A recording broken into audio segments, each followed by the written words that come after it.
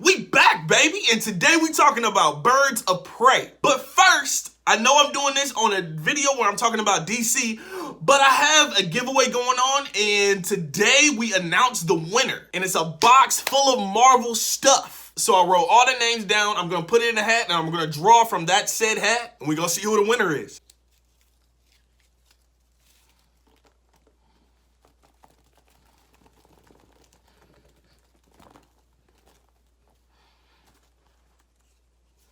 All right, let's see.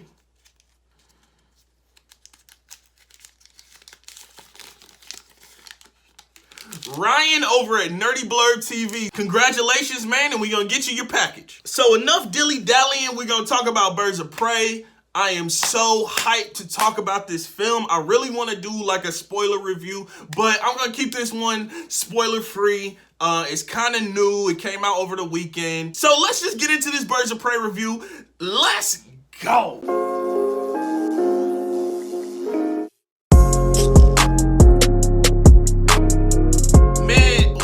Do I even freaking start with this movie? Like, I've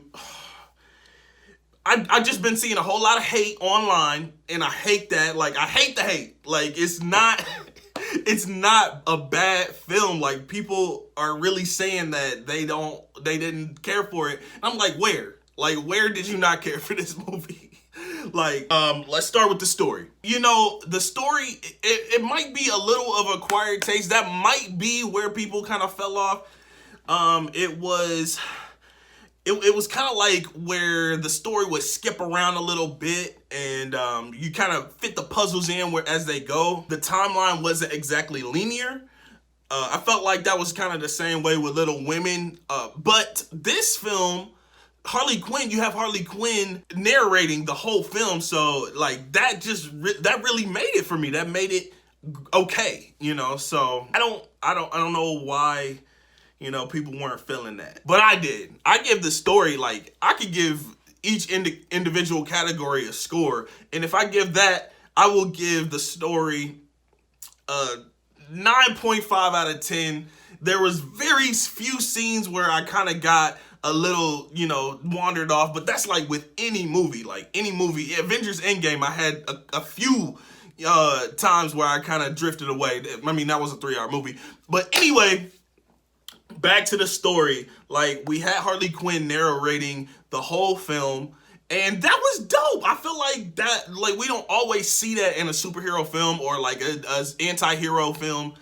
And I don't know if I would really even consider this film an anti-hero film, like, because it wasn't focusing on the villain as the protagonist. Like, I feel like Joker, that was the main character. It showed how he became the villain. Now, this film, it's kind of like, it's definitely separate than Joker, Joaquin Phoenix's Joker. It's not the part of the same thing. It's more a part of Suicide Squad, even though they didn't mention Suicide Squad in this film. Not that I saw anyway. If they did, it was very small, very minute. You know, the story is really about how Harley Quinn is seen as, you know, just riding on the Joker's coattails, and she, you know, her and the Joker broke up, so whatever, and, you know, she's trying to become her own, her own individual person, and it's really funny to see and see it unravel. It made sense for what it was, and it had, you know, these other characters accompanying her, you know, kind of to get her out there. I mean, if that makes sense. So I'm gonna kind of go down the line with the actors and characters. I'm gonna make that like one category. So starting off with Harley Quinn, Margot Robbie. She took this home. I feel like she really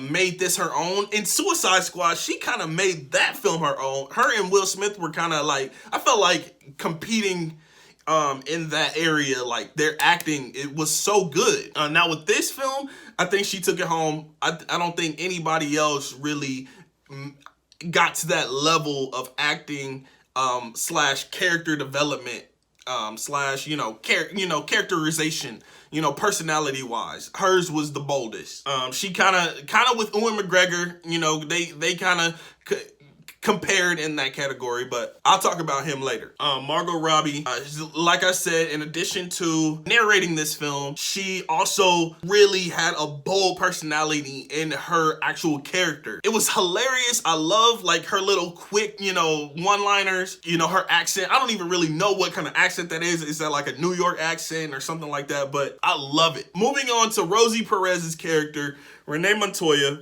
Her character, it kind of fell flat a little bit. Like it wasn't as bold as I thought it was gonna be. As a detective trying to take down Ewan McGregor's character, the Black Mask, and trying to catch Harley Quinn, also the Huntress. So it it was all intermingled. She did a good job for what she was given. I'll say that. She did a good job for what she was given.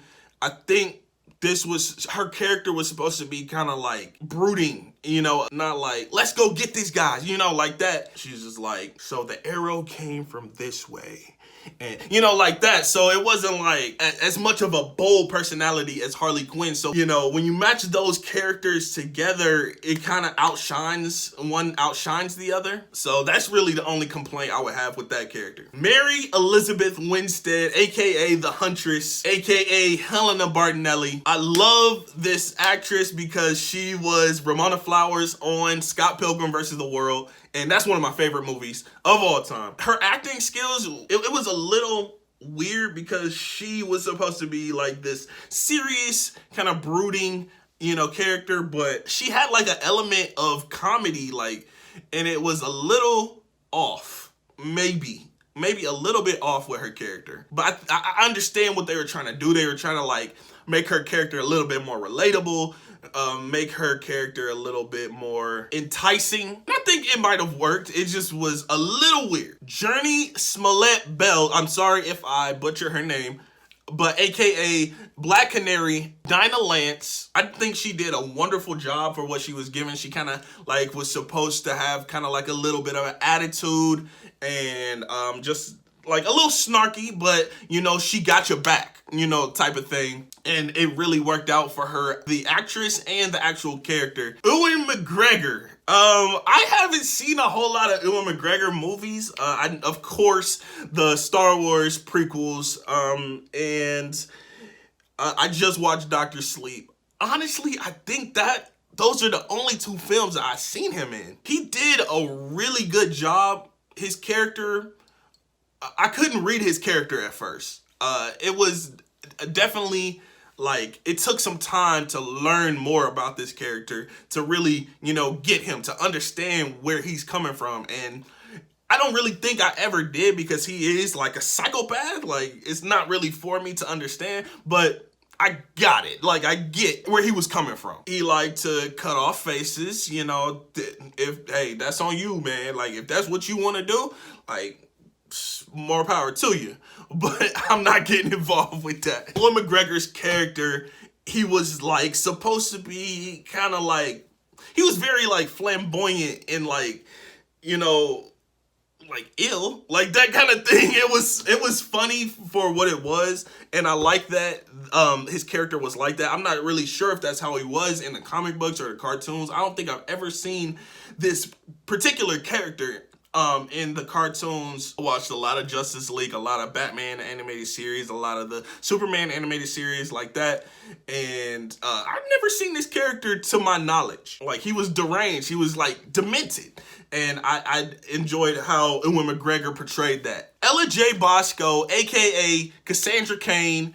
She was a little girl who she gets into trouble and gets intertangled with the groups, and I'm not gonna give away how, but she did a really good job. I really enjoyed her, her little one-liner. She's kind of innocent. She has she's a kid. She gets into trouble as a kid. She's not with these big bads, like that. So she's kind of gets in some innocent trouble and it causes a big fuss. I really enjoyed seeing her, see what she did with that character. The acting, it was okay. She's a kid, so it wasn't Margot Robbie status, but it was cool. Last actor and character I'm gonna talk about is Chris Messina's Victor Zsasz. I think his name is Victor Zsasz. Bro, his character was so like menacing and creepy. I was more creeped out by this character than the Black Mask. I don't know why. The first part of the movie, he didn't have any lines, and I was like thinking that he wasn't going to say anything throughout the movie, but then he started talking, and made it even creepier, made his character even creepier. I really like Chris Messina. He what I know him from, honestly, is the Mindy Project, which is crazy. Like, he did comedy, and now he's doing this character that's like freaking creepy as heck. I really like to see his versatility. I also seen him in Sharp Objects. It's a HBO limited series, and he was really good in that too. He played a detective. Woo! That was a mouthful. That was a lot about the characters and story. Let's move on. I'm gonna keep the rest pretty quick. Cinematography wasn't extravagant. It was cool for what it was. It was cool for an anti-hero movie, a superhero movie, whatever. There was one scene, it was a little misplaced, but the scene where Margot Robbie, Harley Quinn, is getting tortured, she kind of goes into this trance where she's, putting on a show. She's like singing at the, and it was a little off-putting, but the cinematography on that part was phenomenal. Everything else was regular, casual cinematography. I know I'm talking a lot on this review, but Birds of Prey and the Fabulous Emancipation of One Harley Quinn was awesome. Like, it was so good. I loved it. And I'm going to go ahead and give my score. My score for this film, I'm going to say 10 out of 10. Nah, I can't give it a 10 out of 10. I want to give it a 10 out of 10. It was so good to me. I had so much fun. The part that I loved the most, choreography of the fighting. Like, that was the best part. When she got her bat, woo! I sat up at the edge of my seat multiple times on this film. I got so excited. I'm going to go ahead and give Birds of Prey a 8.5 out of 10. Y'all got to see this one. Like, I felt like this one is definitely underrated. It did terrible at the box office opening weekend. Y'all give this movie some love, man. Like, come on now. If you like what you heard, go ahead and check out some of my other videos. Make sure you like and subscribe. Follow me on social media. AJ Reacts too. Thank you for watching, and I will catch you guys next time.